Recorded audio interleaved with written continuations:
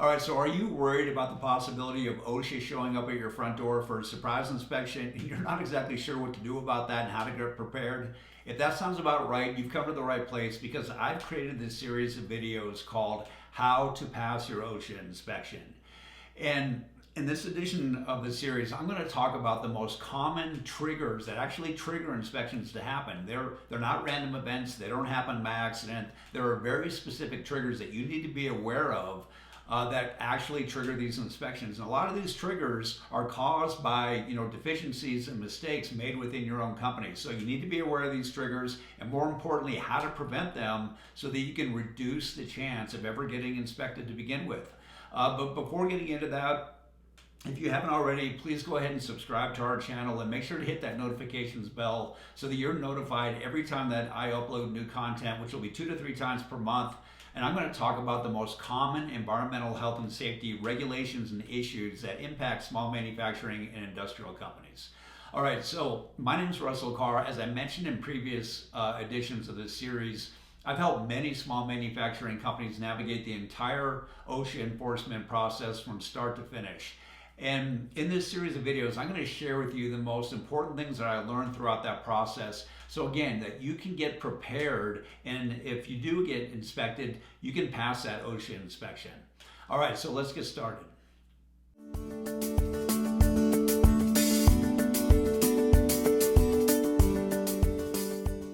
All right, so let's get started here talking about OSHA inspection triggers. But before getting into the inspection triggers themselves, it's important to understand that the trigger often, but not always, will also determine the scope of the inspection that's likely to follow. In other words, how broad that scope is going to be. So obviously, the broader the scope, the greater the chances of more violations and fines. And there are 3 general inspection scopes that you want to be aware of, and let's talk about each.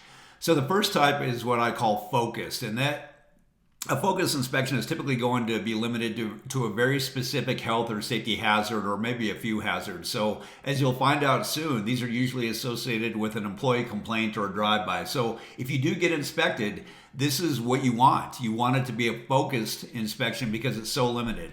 On the other hand, a comprehensive inspection is literally going to evaluate and scrutinize all areas of your required health and safety programs, including a detailed inspection of your facility that can literally last for days or even weeks.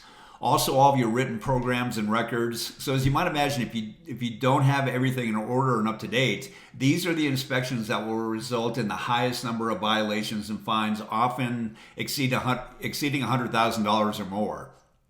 Then we have what are called expanded inspections that usually begin as a focused inspection, but then expands into something much more comprehensive. And this normally happens when the inspector notices other violations during the inspection, or if the company exhibits, a bad attitude towards safety. All right, so let's get into all the specific inspection trigger types. So number 1, we have employee complaints. And these are by far the number 1 trigger, and they account for about 25% of all inspections. And keep in mind, this can be a current employee or it could be a past employee that you laid off or fired all the way up to 6 months ago. All these present and past employers can actually turn you in to trigger an inspection. So it's an important reminder of the importance of making safety a priority at your company so your employees know that you take it seriously and won't turn you in. All right, and the next type of inspection trigger is triggered by a serious injury that happens that you have to report. So if you have any of these types of serious injuries or fatalities happening at your facility, you must self-report to OSHA typically within 24 hours, unless it's a fatality, in which case you have to report within 8 hours. So these are the serious injuries: an amputation, a loss of an eye, inpatient hospitalization where an injury is so bad that the person has to be admitted to a hospital at least overnight, or God forbid, a fatality. So depending on the type of injury, OSHA is going to follow up with either a call or a fax, ideally, that requires a formal response from you within a certain deadline. Or if the injury is more severe, or if there's a fatality, they will follow up with a live inspection that can be focused or comprehensive, depending on the severity of the injury and the circumstances. The next inspection trigger are high injury rates. So if you have 11 or more employees and are in in manufacturing or another high hazard industry, you must complete your OSHA 300 logs, which includes calculating your TRIR and your DART scores. Those are your injury rates. And then you have to electronically submit them to OSHA. So if your injury rates are high, this will put you on a targeted list for typically what's a comprehensive inspection like we talked about before. So if this happens to you, you want to be prepared, obviously, and have your safety program in order. Otherwise, this can result in those high, 100,000 plus fines from the inspection. This happened to one of our previous clients before they hired us. They had a DART score above 6.5 that put them on a targeted list, and OSHA was there literally for weeks, and it resulted in a lot of fines and penalties. Now, the next type are what are called National Emphasis Programs, or NEPs. So an NEP is a national emphasis program that either targets a high hazard industry or very specific hazards. And this, again, often results in a comprehensive inspection because OSHA knows that these industries and these hazards are going to result in imminent danger to the health and safety of employees. So they're going to do a comprehensive inspection.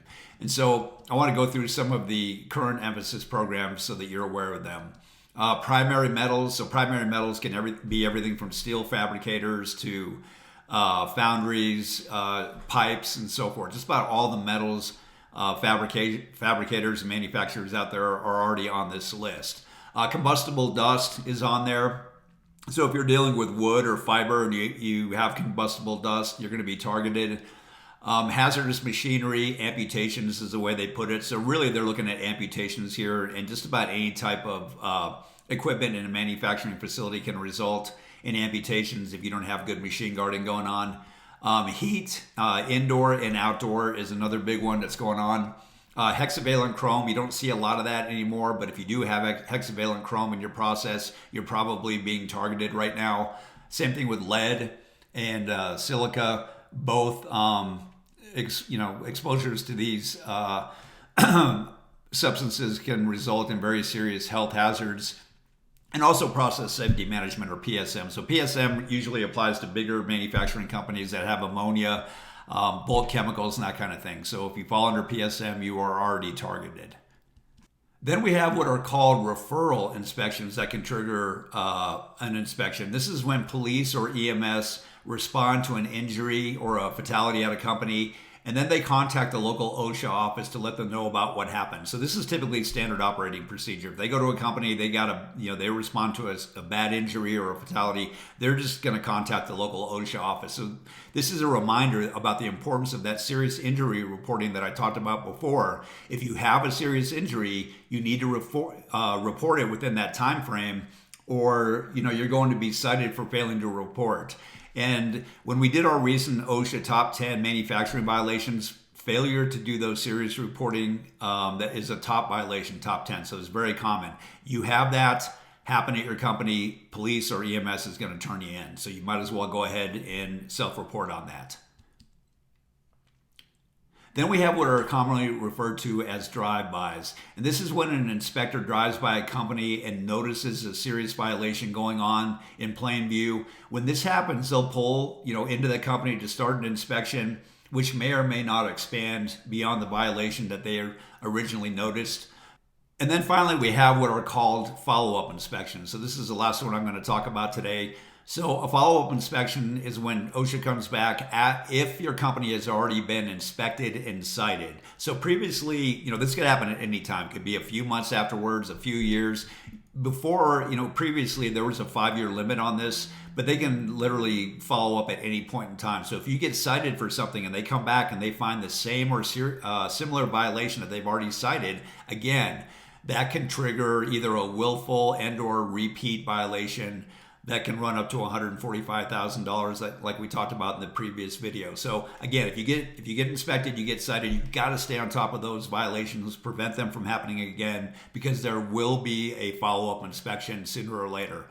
All right, so at this point in time, I want to encourage you to go ahead and post in the comments below if you've ever had one of these triggers happen at your company, how that inspection went for you. I'd be interested to hear from you.